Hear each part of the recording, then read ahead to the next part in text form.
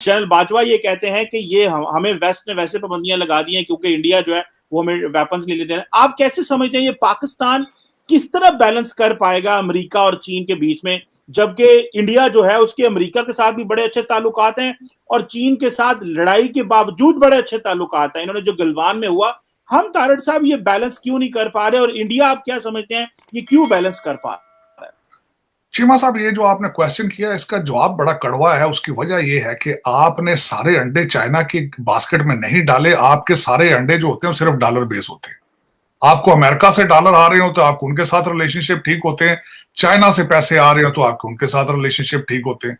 ये असल दर हकीकत ये है कि ये अमेरिका की वीक फॉरेन पॉलिसी है। जब उन्होंने इस रीजन में अफगानिस्तान से जब वो निकले, एक पैसा आना वहां से बंद हुआ, आपकी एक जरूरत थी कि आपको कोई दूसरी गाय मिले, आप वहां से पैसे निकले। तो आपने जिस तरीके से उनका 26 बिलियन डॉलर आपका सी पैक के चक्कर में आपने जब हजम कर गए हैं, और साथ उनके साथ आप उनके लोग भी यहां मर रहे हैं, तो फिर वो अपसेट होंगे। बल्कि वो अपने जितने प्रोजेक्ट उन्होंने पाकिस्तान में किए वो उनसे खुश नहीं है। उसके बाद आपकी फॉरेन पॉलिसी कौन सी है कि जब आपको एक साइड से पैसे मिलना शुरू कर देते हैं, आप दूसरे लोगों को गालियां निकालना शुरू कर देते हैं। अब मैं थोड़ा सा ये भी बताना चाहूंगा कि आप जब पिक करते हैं कि जिनसे हमने पैसा लेना है या जो कुछ करना है, अब चाइना के हालात ये है, एक तो उनकी सारी हिस्ट्री 50 साल की है जो नया चाइना है, और उनको ये देखें कि आज तक उनकी सबसे बड़ी खूबसूरती है कि आज तक उन्होंने जंग ही नहीं को की। उन्होंने टोटल चीजों को डुप्लीकेट करना और अमेरिका के जो इंटेलेक्चुअल प्रॉपर्टी थेफ्ट है उसमें सारा पैसा बनाया उन्होंने। मैं हमेशा ये पाकिस्तानी दोस्तों को कहता था, आप आईफोन बनाने वालों को छोड़ के आईफोन की कॉपी करने वालों के साथ चले गए हो। अब वो ये बताएं मुझे कि वो भारत के साथ तो जंग करने की सलाहियत नहीं रखते। वो भारत उनकी पूरी एक स्टेट कब्जा करके बैठा है, वो उसके कुछ नहीं उससे कुछ कर पा रहे। एक सिर्फ उनकी अभी तक सिर्फ एक उनकी आर्मी बेस है जिबूती में। तो आप सारा उनके पीछे लग गए। आप उनके पीछे नहीं लगे थे, आप अब डॉलर के पीछे लगे थे। वो अब डॉलर आपने 26 करोड़ तो खा लिया आपने उनका। वो बेचारे तंग बैठे हैं, उनका हर प्रोजेक्ट फेल हो गया, वो पछता रहे हैं। वो मेरे अक्सर दोस्त मुझे यह कहते थे, ओए तेनू ये नहीं पता है पंजाबी ना वो करनगे चाइना हथ ला लग वेखणगे। अब वो कर रहे हैं, बेचारे मजबूर हैं, वो परेशान है।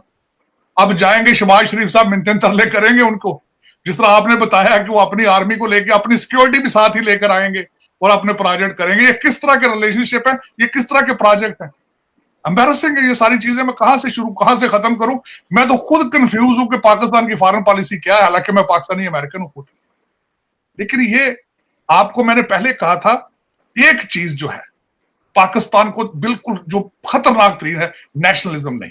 जो छोटे ममालिक है, जैसे आपने नेपाल की बात की, ठीक है, वो इंडियन करेंसी इस्तेमाल कर रहे हैं, ठीक है। सो आप क्या समझते हैं कि श्रीलंका, भूटान, मालदीव्स, ये सारे ममालिक को इंडियन करेंसी इस्तेमाल करनी चाहिए क्योंकि इससे स्टेबिलिटी आ सकती है?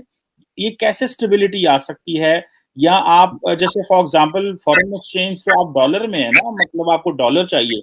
इंडियन करेंसी में तो एक्सचेंज नहीं है, मतलब ना तेल मिलता है ना कुछ मिलता है।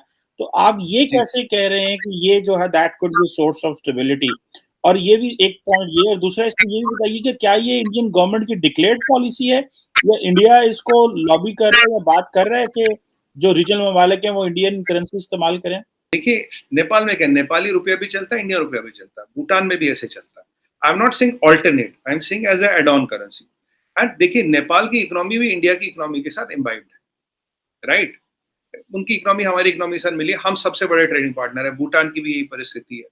तो हम कहते हैं भाई कि यहाँ एशिया में दो पावर है, या तो इंडिया या चाइना है। लॉन्ग रन में यू हैव टू, देखिए इकोनॉमिक्स में there is a concept, where do I align my economy? Economy align means market, supply chains, capital, availability of capital, retail, it means inventory, it means shipping, it means transport, it means people to people connect, it means cultural connect. ये होता है alignment of economies. Alignment of economies में कहीं ना कहीं जाके देखिए, आज दुनिया की इकोनॉमी अलाइन नहीं है। आपके फॉरेन एक्सचेंज रिजर्व भी डॉलर में, हमारे भी डॉलर में। क्यों? डॉलर तो अमेरिका का पैसा भाई। डॉलर में हम फॉरेन एक्सचेंज रिजर्व क्यों रखते हैं? क्योंकि that is the alignment of the economy. China भी डॉलर में रखता है, जबकि उसकी मंशा बहुत है, RMB दुनिया की करेंसी बन जाओ, मैं दुनिया का बादशाह बनूं, वो ना। मैं आपको चैलेंज करता हूं कि जब तक आप इंडिया से ट्रेड नहीं खोलेंगे आपकी महंगाई काबू में नहीं आएगी। क्योंकि जो दालें वगैरह आप कनाडा से इंपोर्ट करते हैं और सब्जियां वहां से बाहर से मंगाते हैं, उनका फ्रेट इतना पड़ जाता है कि यहाँ पे आपको महंगी पड़ रही है। अच्छा, अब इसमें भी अगर मैं अब एक मुश्किल जवाब आपको दे दूं तो मेरे ख्याल में आपके लिए भी कोई हैरानगी नहीं होगी।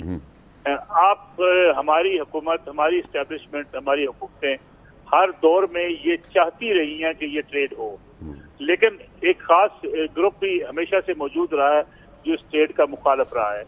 मेरे ख्याल में एक बार फिर जो है ये जरूर कोशिश होगी कि ट्रेड हो पाकिस्तान और हिंदुस्तान के माबैन, लेकिन साथ साथ एक खास ग्रुप भी होगा, पॉलिटिकल मुखालफत भी होगी कि हिंदुस्तान से ताल्लुकात उस वक्त तक बहाल नहीं होने चाहिए जब तक 370 वापस। तो फिर हाई कमीशन भी बंद कर लें, वीजे भी बंद कराएं, सब कुछ बंद करें ना, फिर ये क्या बात है आधा तीतर आधा पटेर। यही वो हमारी सियासत की, हमारी इदारों की बसा औकात मैं समझता हूँ एक दोगली पॉलिसी होती है कि हम बाकी सारे काम करना चाहते हैं, ख्वाहिशात भी रखते हैं, सोच भी रखते हैं, 2 कदम आगे भी बढ़ाना चाहते हैं, लेकिन पीछे भी हटते हैं।